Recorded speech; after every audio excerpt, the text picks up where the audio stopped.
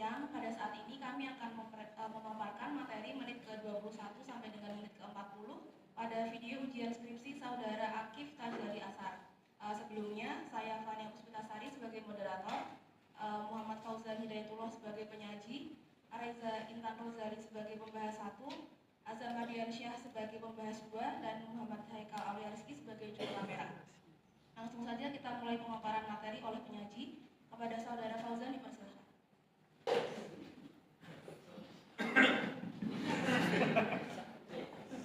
Assalamualaikum warahmatullahi wabarakatuh. Yang terhormat Bapak Dian Aris selaku pembimbing. Dian Aris. Pak Aris jangan yang saya hormati dosen pembahas Ibu Ariza Intan sama Bapak Azam. Di sini saya akan menyampaikan dari materi 2 yaitu menit 21 sampai 40 ada 5 poin penting yang akan saya sampaikan. Yaitu poin yang pertama, modal adalah hal utama dalam melakukan bisnis atau usaha. Lalu yang kedua, kenaikan signifikan pelaku usaha yang menggunakan sertifikat sebagai modal utama. Yang ketiga, pentingnya sertifikat lebih menguntungkan daripada jaminan lainnya. Yang keempat, percepatan reforma agraria melalui pensertifikatan tanah transmigrasi. Yang kelima, tanah transmigrasi di Desa Sridadi selama 47 tahun atau dari tahun 1974 sampai 2021 belum bersertifikat.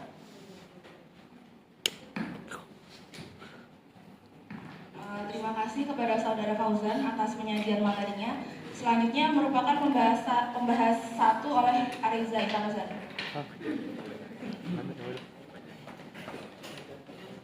Sebelumnya mohon izin Bapak, saya akan membahas 3 poin dari 5 poin yang telah disampaikan oleh Saudara Fauzan. Poin pertama, poin kedua, dan poin kelima. Poin pertama, modal adalah hal utama dalam melakukan bisnis. Saya akan membahas melalui paradigma fakta sosial, yaitu tepatnya teori struktural fungsional.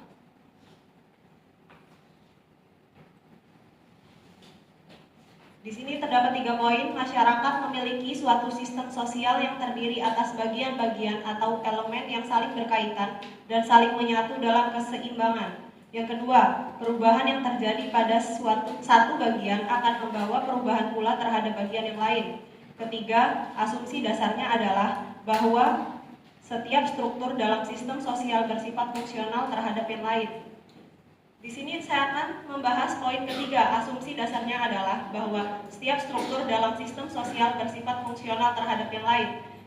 Pertanyaan saya, mengapa modal ini menjadi faktor utama? Sedangkan yang kita tahu, dalam membangun suatu usaha tentunya banyak sekali faktor lain yang mempengaruhi, seperti selera pasar, bagaimana menarik pelanggan, dan lain-lain. Mengapa harus modal yang menjadi faktor utama di sini?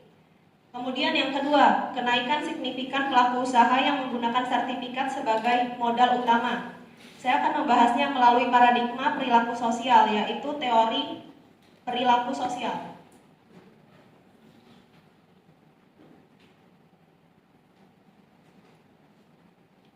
Teori perilaku sosial ada 4 poin. Perilaku seseorang, para pihak saat ini akan membawa suatu akibat baginya di masa yang akan datang.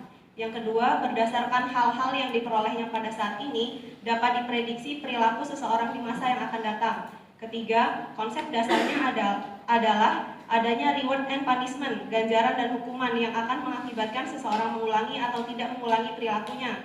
Yang keempat, ada hubungannya sebab akibat antara reward dan punishment dengan perilaku seseorang. Saya akan membahas poin pertama. Perilaku seseorang atau para pihak saat ini akan membawa suatu akibat baginya di masa yang akan datang. Menurut saudara, apakah kenaikan signifikan perilaku usaha yang mengagungkan sertifikatnya sebagai modal usaha utama itu merupakan hal positif? Karena seperti yang kita tahu, sertifikat tanah itu merupakan hal utama. Jika tidak punya tanah, kita tidak akan ada tempat tinggal. Jika dia mengagungkan sertifikat tanahnya dan usaha itu mengalami kerugian, apakah hal itu akan menjadi dampak positif jika hampir seluruh masyarakat itu mengagungkan tanahnya? Itu termasuk faktor positif atau negatif dari pensertifikatan tanah ini. Poin yang kelima, tanah transmigrasi selama 47 tahun belum bersertifikat. Saya akan membahasnya melalui paradigma perilaku sosial, tepatnya teori pertukaran sosial. Teori pertukaran sosial ada 4 substansi, yaitu suatu tindakan dilakukan bila mendapat reward atau ganjaran atau benefit, manfaat dan keuntungan. Yang kedua, suatu tindakan tidak akan dilakukan bila memperoleh punishment, sanksi atau hukuman. Yang ketiga, pertukaran tindakan terjadi saat multi pihak melakukan interaksi. Yang keempat, keberlanjutan tindakan akan terjadi bila mendapat reward atau benefit pada multi pihak. Saya membahas pada substansi pertama. Suatu tindakan dilakukan bila mendapat reward atau benefit. Pertanyaan saya, mengapa selama 47 tahun ini baru dilakukan pensertifikatan tanah? Sedangkan yang kita tahu pensertifikatan tanah itu memiliki banyak manfaat untuk pemilik sertifikat itu sendiri. Mengapa selama ini masyarakat memiliki kesadaran yang rendah untuk mensertifikatkan tanahnya? Terima kasih.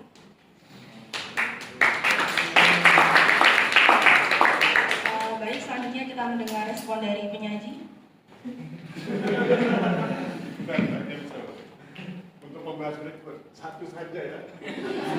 Belum tiga. Empat, Pak. Oh. Nanti membahas berikutnya satu aja. Oke. Baik, saya akan menjawab beberapa pertanyaan dari Ibu pembahas. Yang pertama adalah modal adalah hal utama. Mengapa? Padahal ada faktor-faktor lain yang bisa menjadikan sebagai hal utama dalam berbisnis. Yaitu adalah modal memang penting dalam memulai atau menjalankan bisnis, tetapi juga bukan satu-satunya faktor. Ada beberapa alasan mengapa modal dianggap hal utama, yaitu yang pertama, akses terhadap sumber daya. Modal memungkinkan bisnis untuk membeli bahan baku, alat atau membayar karyawan dan menutupi berbagai biaya operasional lainnya. Lalu keberlanjutan bisnis. Bisnis membutuhkan likuiditas agar bisa bertahan, terutama saat penjualan atau pendapatan masih belum stabil. Modal berfungsi sebagai penopang di masa-masa sulit. Namun, meskipun modal penting, ada juga faktor lain yang krusial dalam kesuksesan bisnis, yaitu yang pertama strategi dan perencanaan. Tanpa perencanaan bisnis yang baik, modal sebesar apapun habis tanpa hasil. Lalu sumber daya manusia. Tim yang kompeten dan memiliki keterampilan yang tepat adalah aset utama bisnis. Lalu inovasi dan adaptasi. Bisnis yang mampu berinovasi dan beradaptasi dengan perubahan pasar cenderung lebih bertahan lama. Lalu faktor lainnya yaitu jaringan dan koneksi. Memiliki relasi yang baik dengan mitra bisnis, pelanggan dan pihak lain dapat membuka peluang dan memudahkan akses terhadap sumber daya lain selain modal. Kesimpulannya, modal memang penting, tetapi kesuksesan bisnis bergantung pada keseimbangan antara modal dan faktor-faktor lain yang mendukung operasi bisnis secara keseluruhan. Jadi mungkin modal yang saya maksud adalah faktor utama itu seperti bangunan rumah. Misal modal itu sebagai pondasi rumah. Jika tidak ada modal, jika tidak ada pondasi, rumah itu tidak bertahan lama atau awet. Tapi dengan adanya pondasi, rumah itu bisa bertahan dengan beberapa tahun-tahun kemudian. Begitu juga dengan modal. Modal sebagai penopang utama kesejahteraan atau keuangan untuk untuk bisnis tersebut. Lalu yang kedua adalah kenaikan signifikan pelaku usaha yang menggunakan sertifikat sebagai modal utama. Lalu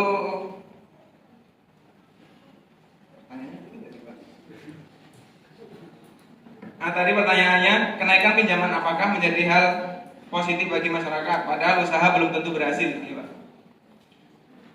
Kenaikan pinjaman bagi masyarakat bisa dipandang dari dua sudut pandang.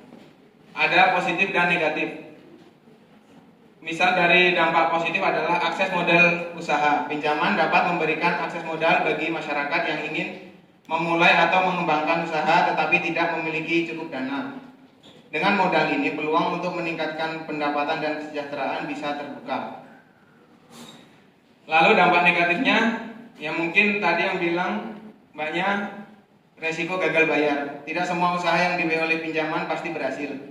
Jika usaha gagal, beban hutang bisa menumpuk dan menyebabkan kesulitan keuangan bagi peminjam, bahkan beresiko kehilangan aset. Lalu ada tekanan finansial dan sosial. Beban pinjaman yang tinggi dapat menambah stres, mempengaruhi kualitas hidup dan hubungan sosial, terutama jika masyarakat kesulitan membayar cicilan. Lalu yang terakhir, mengapa selama 47 tahun tanah transmigrasi belum disertifikatkan?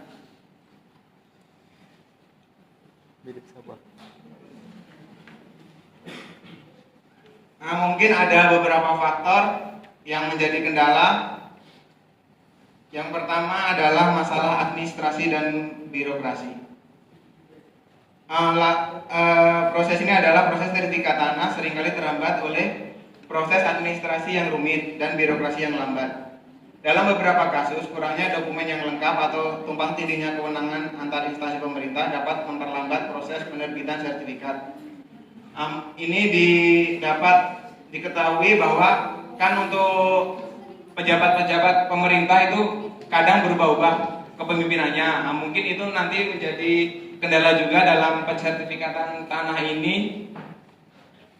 Silir berganti jabatan, jadi tujuan utama pensertifikatan tanah dalam tanah transmigrasi dapat terganggu.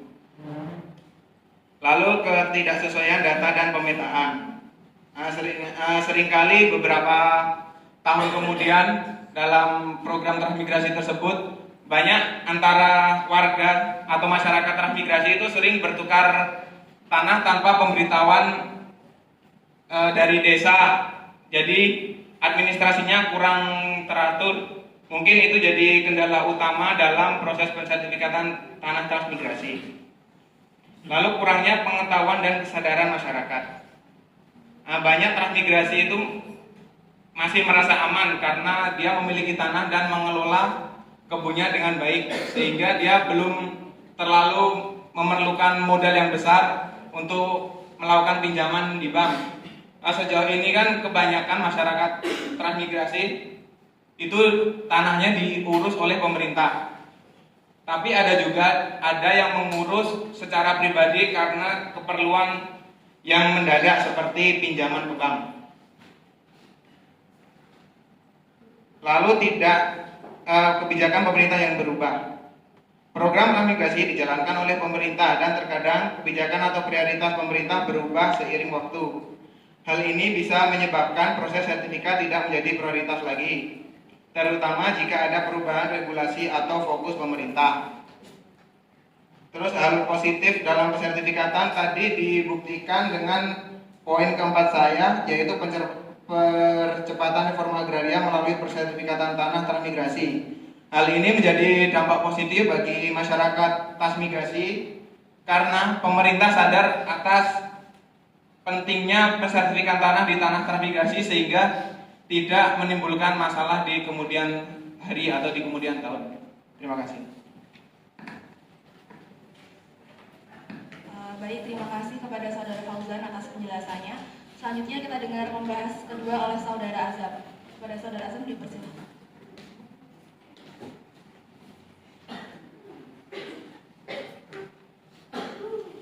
Izin Bapak, izin rekan-rekan.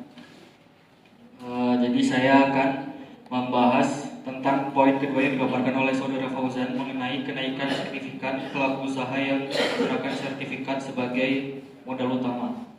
Di sini saya akan menggunakan paradigma perilaku sosial, di mana teori yang saya pakai adalah teori perilaku sosial. Teori perilaku sosial sendiri memiliki 4 substansi. Yang pertama, perilaku seseorang, para pihak saat ini akan membawa suatu akibat baginya di masa yang akan datang. Yang kedua, berdasarkan hal-hal yang diperolehnya pada saat ini, dapat diprediksi perilaku seseorang di masa yang akan datang.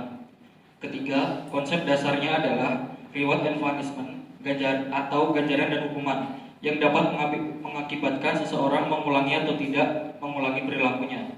Dan substansi yang terakhir yaitu ada hubungan sebab akibat antara reward dan punishment dengan perilaku seseorang. Dari poin yang kedua tadi merupakan kenaikan signifikan peminjaman modal sebagai modal dari sertifikat sebagai modal utama. Isu yang saya angkat di sini yaitu apakah peminjaman modal dari sertifikat itu yang menjadi modal utama untuk bagi pelaku usaha itu membawa keuntungan bagi mereka di masa yang akan datang. Apakah perolehan saat ini cukup bagi mereka, dan apakah perolehan saat ini akan membawa sebab dan akibat di masa yang akan datang. Kemudian menurut saudara, apakah keuntungan yang diperoleh apabila memperoleh keuntungan ini dapat menyebabkan masyarakat setempat itu mengulangi perilaku mereka tersebut, dan apabila hal tersebut tidak memperoleh keuntungan, reward dan punishment-nya apakah ini akan dapat diulangi oleh masyarakat tersebut. Sekian, terima kasih.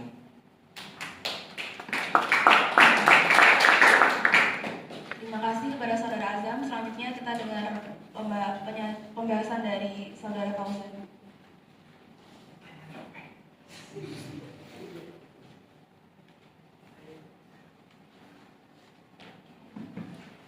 Baik, terima kasih kepada Saudara Azam. Yang pertama saya akan memberitahu tentang keuntungan jaminan sertifikat. Yaitu yang pertama, sertifikat tanah adalah mempunyai nilai yang stabil dan cenderung meningkat. Mungkin dari pihak peminjam atau pihak bank juga dia tidak merugi. Selain dia mendapat bunga, dia juga mendapatkan tunggakan.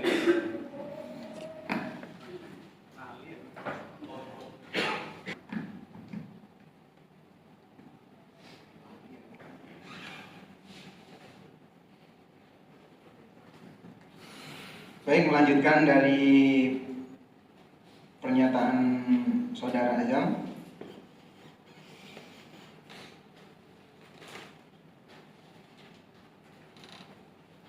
Tadi sampai bank. Pihak bank juga tidak mau terlalu rugi, sehingga bank juga tahu mana di barang jika nanti si pelaku usaha ini melakukan ban prestasi atau gagal bayar, nanti pihak bank juga untung. Dengan sertifikat tanah ini kan semakin tahun itu harganya semakin meningkat.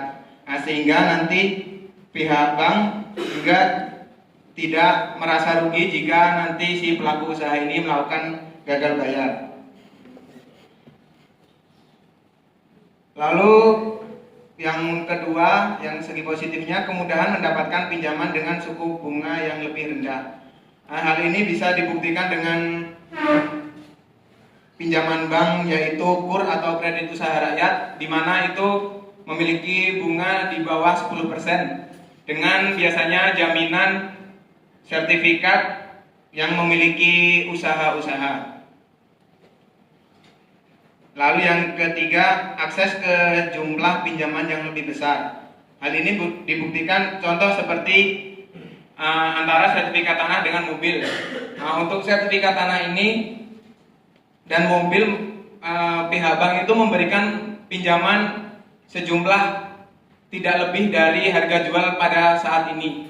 Misal mobil Avanza untuk tahun ini sekitar 100 juta. Untuk tanah kan kemungkinan naik dari tahun ke tahun, sehingga kemungkinan akan menjadi lebih besar jumlah pinjamannya.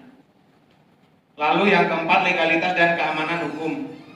Meskipun sama-sama mempunyai legalitas antara mobil dan sertifikat, namun untuk keamanan hukumnya lebih tinggi dari sertifikat tanah daripada mobil.